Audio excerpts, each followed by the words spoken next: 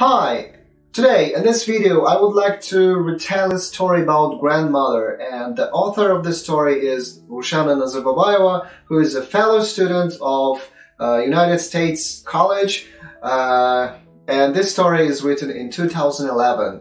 If you're ready, let's go. My neighbors often said me that I had resemblance with my grandmother. The same eyes, the same lips, the same smile, even our traits of character were alike. In fact, my grandmother brought me up because my parents spent the most of their time at the work. I lived with her, I slept with her in one room, and she was my roommate too. The main things which I remembered for the rest of my life were her tales. I remember those days with a pleasant smile. When I was 3 years old, every night she fed me with fruits. I still can't forget one apple and one pear. Then she took me in her bed and started to tell me tales. Those days, those minutes were magic. We often were kidding with each other. She took me everywhere she went. She taught to distinguish different plants from each other. Most of things which I know now, I learned from her. So I grew up. When I was 18, my grandmother was 75. She was old enough. But in spite of the difference between our ages, we were still real friends. I always asked her for advice. She always comforted me. She took care of me when I was ill, and she always supported me. It was the 1st of April. This day is supposed to be as a day of jokes, Fool's Day. When I decided to make a joke, the gate of our house is quite far from our room. So I said my grandma that someone of her friends was calling her. She hastened toward the gate. Some minutes after she came back and said that there was nobody. Satisfied with my own joke, I laughed and I added that it was a day of jokes. She laughed too, but I noticed that she breathed hardly and it was difficult for her to move. I perceived her, that my action was stupid. That was wrong. I was sorry for that I did. I realized my mistake and promised myself never to like that.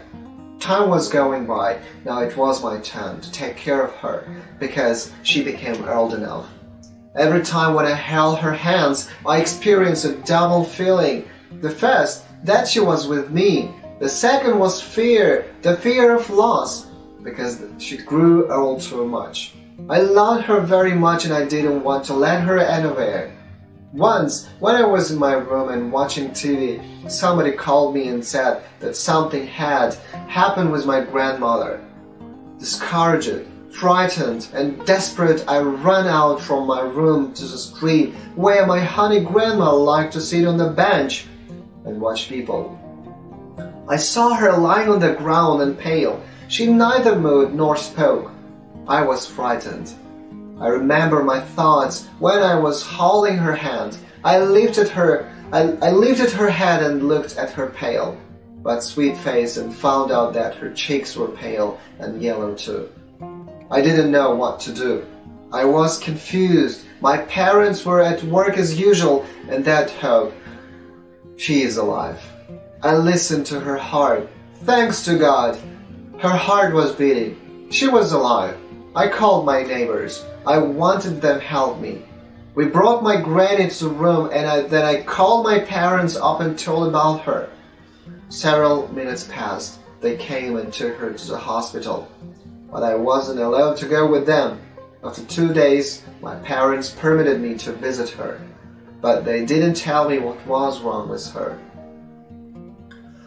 I picked her favorite flowers up and went. I quietly entered the room where she was lying. She was pale as before. She smiled seeing me. I was happy to see her sweet smile again. I sat near her and didn't know what to say.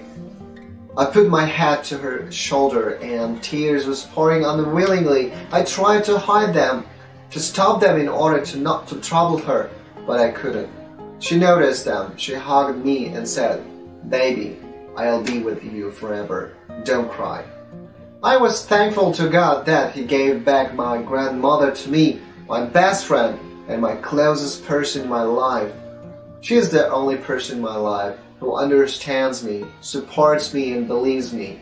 Now she is well. She is waiting for me because I promised her to have her fun when I go back.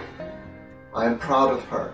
She is a strong person who could overcome the dangerous diseases about which my parents and she didn't tell me. I love her. So, dear ladies and gentlemen, as you see that the story is so touching, and yeah, if you have the same stories, please share your comments below. And please, if you're not subscribed on my channel, I ask you that you subscribe, and I hope that you'll be visiting again to my playlist of videos, and then you'll improve your integration skills. So, thanks again. Bye bye. See you next time.